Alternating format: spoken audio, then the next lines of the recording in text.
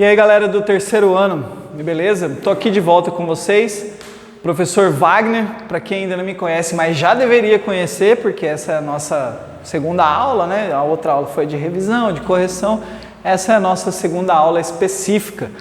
Professor Wagner, da disciplina de História, terceiro ano. Quero que, antes da gente começar a nossa aula, dizer para vocês pegarem a apostila, é fundamental, é de suma importância que durante essa videoaula você acompanhe aí pela apostila, certo? A gente está na unidade 42 da disciplina de História.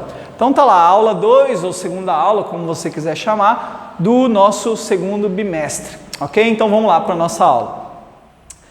Bom, gente, como a gente já vinha falando desde a aula passada, a gente está entendendo vários processos que vinham acontecendo na América Latina, né? A gente viu ali a linha cronológica histórica, os países de colonização espanhola começaram a se libertar, a declarar as suas independências, baseadas ali em ideais iluministas.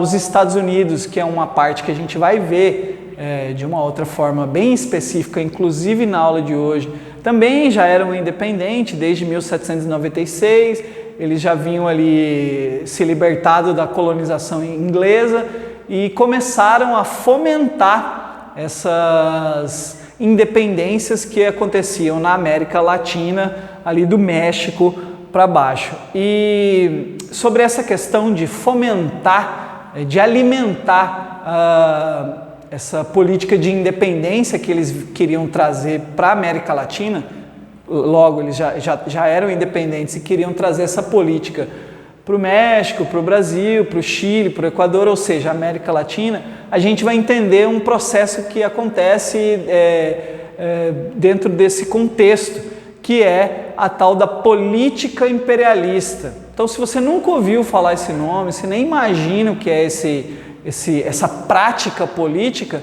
a gente vai tentar trabalhar ela de forma bem tranquila, porque é um assunto complexo. Eu não vou conseguir terminar a unidade 42 hoje, eu deixei para as próximas aulas um outro ponto separado específico, que é a questão do populismo, mas então a gente já viu a questão de como essas políticas iluministas, ideais iluministas vinham se disseminando na América, fazendo os países se tornarem independentes, e os Estados Unidos, como foi o primeiro país a se tornar independente na América do Norte, no caso dos Estados Unidos, eles começaram a influenciar toda a América Latina, do México ali para baixo, sobre essa questão de independências. Só que os Estados Unidos, desde aquela época, e a gente está falando aí do final do século XVIII, 1790, até o começo do século XIX, 1810, os Estados Unidos já vinham com uma política de se tornar referência mundial. Eu não sei, parece que eles têm isso dentro deles, e eles sempre querem ser referência, querem ser ditar as regras para o resto do mundo. E isso, basicamente, é o que a gente chama de política imperialista, que é você difundir o seu império para o resto do mundo. A gente vai ver isso de uma forma bem tranquila, que não era só os Estados Unidos que tinham essa política, mas na América, que é a faixa territorial que a gente está falando agora, foi o país que mais se destacou nessa imposição de políticas imperialistas. Então eu trouxe aqui no dicionário, se você digitar no Google lá, a referência sobre imperialismo, eu já trouxe aqui também: imperialismo, sistema de governo que preconiza uma monarquia chefiada por um imperador ou uma imperatriz, governo ou autoridade imperial. Mas olha a questão 2. Designação que os liberais, liberais a gente já começa a pensar em iluminismo, né? Davam ao poder moderador durante o segundo reinado brasileiro. Então aqui dentro do dicionário do Google, ele está sempre relacionado a monarquias, a reis e rainhas, por isso política imperialista, de império, ok? Porém a gente vai ver que dentro desse significado aqui no dicionário, a questão dos Estados Unidos querer que sua política imperialista tomasse conta de todo o mundo, a gente vai ver que não era uma questão vinculada à monarquia, ok?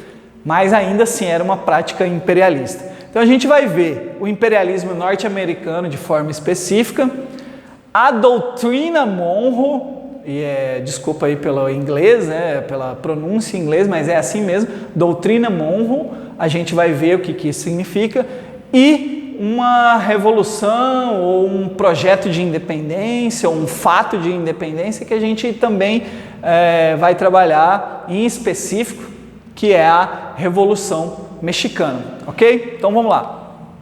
Imperialismo norte-americano, trouxe aqui uma imagem clássica, então se você digitar imperialismo no Google, essa é uma das primeiras imagens que aparece, que são os representantes das grandes potências no mundo na época, tentando dividir o mundo, partilhar o mundo só por eles. Então está aqui a Inglaterra, está aqui os Estados Unidos, está aqui a Rússia e a China representadas, tentando dividir o mundo apenas para essas potências, ok? Então, imperialismo é isso, é você tentar conquistar a maior faixa territorial possível sobre o seu domínio.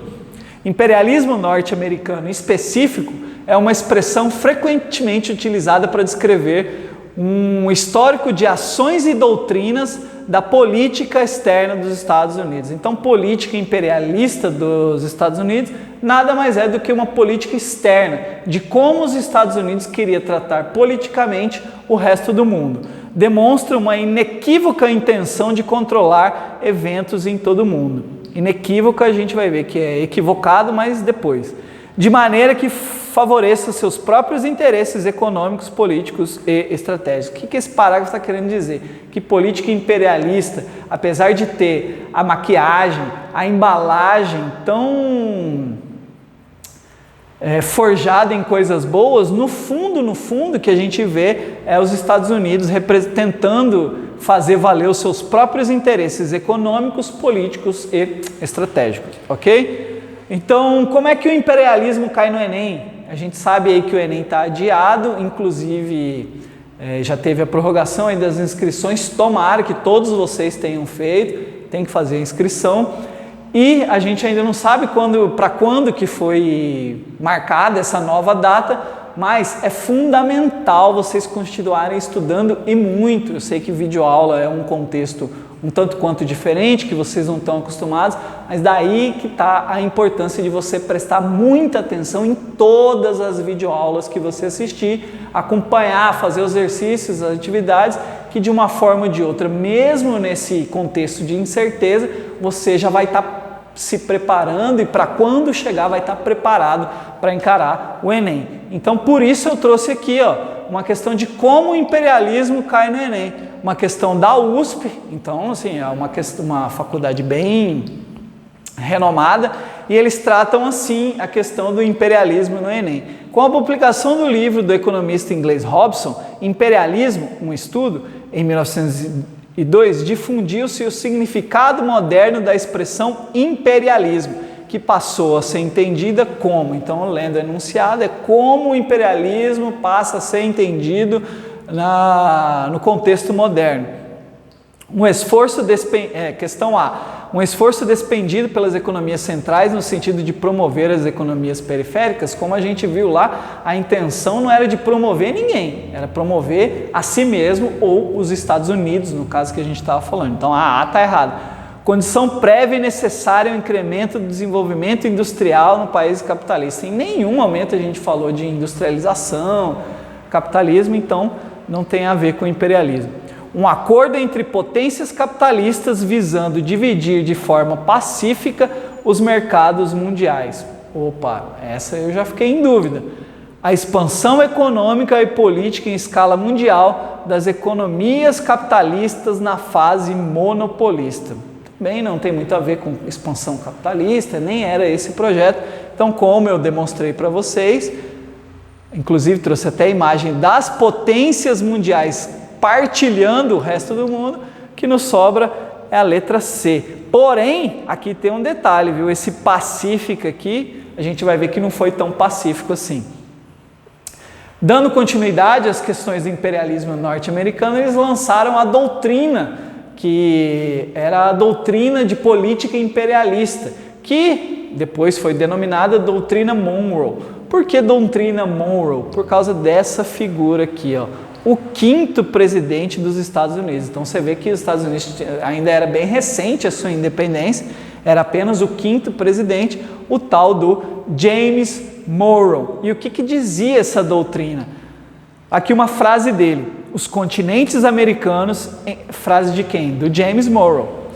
Os continentes americanos, em virtude da condição livre e independente que adquiriram e conservam, ou seja, ele já está falando dos continentes americanos que já haviam se libertado, já haviam declarado a sua independência, não podem mais ser consideradas no futuro como suscetíveis de colonização por nenhuma potência europeia. Frase do James Monroe, que basicamente destrincha aí o que é a doutrina Monroe. Era: os países livres e independentes não poderiam mais ser submissos às colônias europeias. É isso basicamente que diz a doutrina Monroe.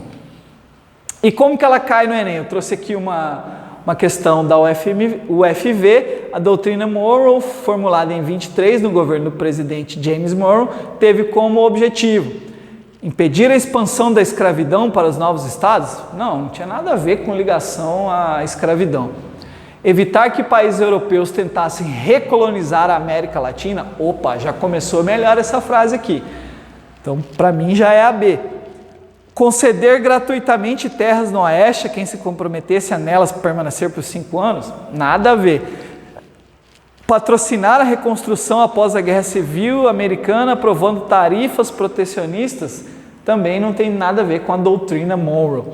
Vencer a resistência dos sulistas à abolição. A doutrina Monroe nunca esteve ligada com a abolição de escravatura, então logo é a letra B. Evitar que países europeus tentassem recolonizar a América Latina. Isso é doutrina Monroe, isso é política imperialista. É os Estados Unidos dizendo que os outros países não podem fazer na América.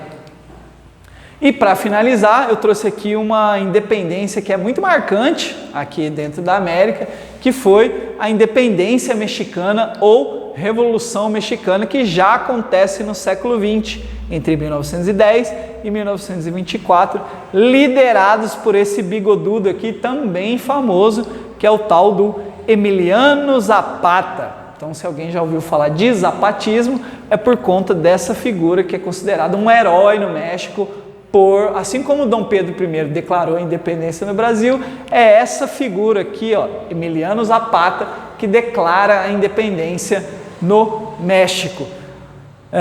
Liderados por Emílio Zapata e Pancho Villa, duas figuras históricas da Revolução Mexicana, eles iniciaram a luta contra uma ditadura que já durava 30 anos, conseguindo tirar eles do poder.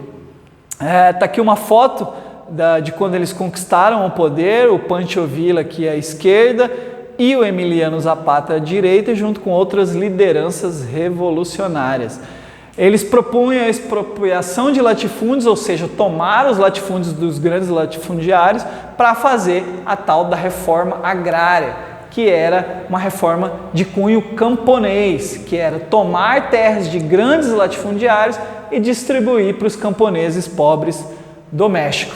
Ok? A Revolução Mexicana sempre cai no Enem também, e eu trouxe aqui uma questão da PUC de Minas Gerais para vocês. A Revolução Mexicana de 1910, que teve Pancho Villa e Emiliano Zapata, duas das suas mais expressivas lideranças, caracterizou-se pela adesão de militares, operários e estudantes? Não. Aliança de igreja aos revolucionários? A gente viu que não. A principal luta no México era a luta campesina ou a luta camponesa, a reforma agrária que eles tanto lutavam. Então, aqui no caso da PUC de Minas Gerais, essa questão é a letra D, grande participação camponesa que Pancho Villa e Emiliano Zapata, os líderes da Revolução Mexicana, conseguiram mobilizar, ok?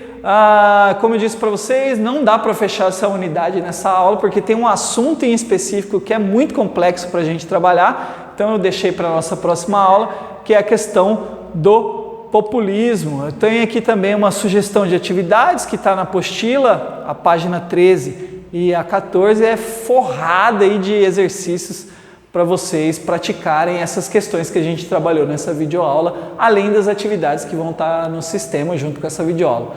Ok? Continue cuidando de você e da sua família e até a próxima.